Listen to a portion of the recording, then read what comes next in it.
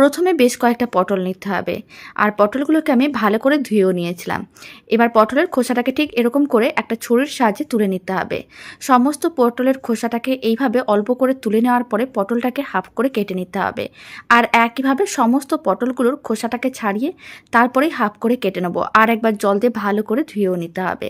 সমস্ত পটলগুলোকে কেটে নেওয়ার পরে জল দিয়ে ভালো করে ধুয়েও নিয়েছিলাম। এবার এর মধ্যে অল্প করে একটু লবণ আর অল্প করে একটু হলুদ গুঁড়ো দিয়ে দিলাম। তারপরে লবণ ও হলুদ গুঁড়োটা খুব ভালো করে একসঙ্গে মিশিয়ে নিতে হবে।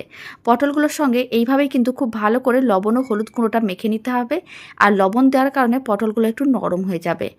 এবার এক সাইডে পটলগুলোকে রেখে দিচ্ছি। আর একটা বাটির মধ্যে নিয়েছি বেশ কিছুটা পরিমাণ টক দই। এবার টক দইয়ের মধ্যে দিয়ে দিলাম অল্প করে একটু হলুদ গুঁড়ো, আর আমি দিয়ে দিচ্ছি অল্প করে একটু লঙ্কার গুঁড়ো, আর ধনে গুঁড়ো, জিরে গুঁড়ো সমস্ত কিছু আমি হাফ চামচের মতন করে দিয়ে দিচ্ছি। এবার সমস্ত কিছু একসঙ্গে ভালো করে মিশিয়ে নিতে হবে।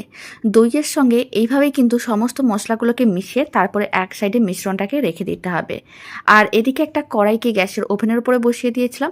কড়াইয়ের মধ্যে দিয়ে দিলাম বেশ কিছুটা পরিমাণ সরষের তেল। তেলটা খুব ভালো করে কড়াইয়ের চারিদিকে ছড়িয়ে নিতে হবে আর ভালো করে গরম করে নিতে হবে। তেল যখন ভালো করে গরম করা হয়ে যাবে বেশ কয়েকটা পটল দিয়ে দিতে হবে। সমস্ত পটলগুলো একসঙ্গে দেওয়ার দরকার নেই, বেশ কয়েকটা দিয়ে তারপরে কিন্তু পটলগুলোকে উল্টে পাল্টে দুদিকে এরকমই হালকা লাল করে ভেজে তুলে রেখে দিতে হবে। আর বাকি পটলগুলোকে একইভাবে গরম তেলের মধ্যে দিয়ে দেবো আর হালকা লাল করে ভেজে তুলে রেখে দেবো। এখন সমস্ত পটলগুলো ভেজে নেওয়ার পরে কড়াইতে বাকি যে তেলটা আছে তার মধ্যে অল্প করে একটু দিলাম কালো জিরে। কালো জিরে দেওয়ার কারণে স্বাদ ও গন্ধ দুটোই খুবই ভালো আসে। আর অল্প একটু লবণ দিলাম, তারপরে দিতে হবে অল্প করে একটু আদা বাটা।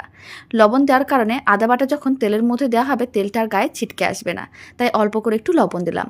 খুব ভালো করে আদা বাটাটা মিশিয়ে 10-15 সেকেন্ডের মতন ভেজে নিয়েছিলাম। এখন সমস্ত মশলার মিশ্রণটা দিয়ে দিলাম।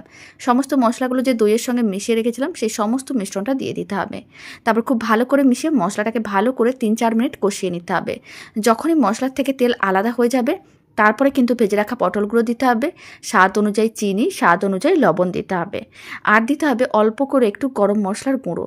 তারপর সমস্ত কিছু একসঙ্গে ভালো করে মিশিয়ে নিতে হবে। আর আমি 3টের মতন কাঁচা লঙ্কাও দিয়ে দিলাম। তারপর সমস্ত কিছু একসঙ্গে ভালো করে মিশিয়ে এইভাবে আরও 1-2 মিনিটের মতন নাড়াচাড়া করে নিতে হবে। তারপরে এর মধ্যে দিয়ে দিতে হবে পরিমাণ অনুযায়ী জল। তাহলেই রেডি হয়ে যাবে দারুণ স্বাদের দই পটল। আর জলটা দেওয়ার পরে খুব ভালো করে মিশিয়ে 4-5 মিনিটের মতন রান্না করে নিতে হবে। হাতে যদি সময় একেবারেই কম থাকে আর গরম পড়েছে, বেশি কিছু রান্না করতে মনও চায় না, তাই এইভাবে অল্প সময়ে দারুণ স্বাদের দই পটল বানিয়ে দেখতে পারেন। খেতে ভীষণ ভালো হয় আর বানানো একেবারেই সহজ। 5 মিনিট ভালো করে ফুটিয়ে নেওয়ার পরে ফ্লেমটা অফ করে নিলেই দই পটল একেবারেই রেডি।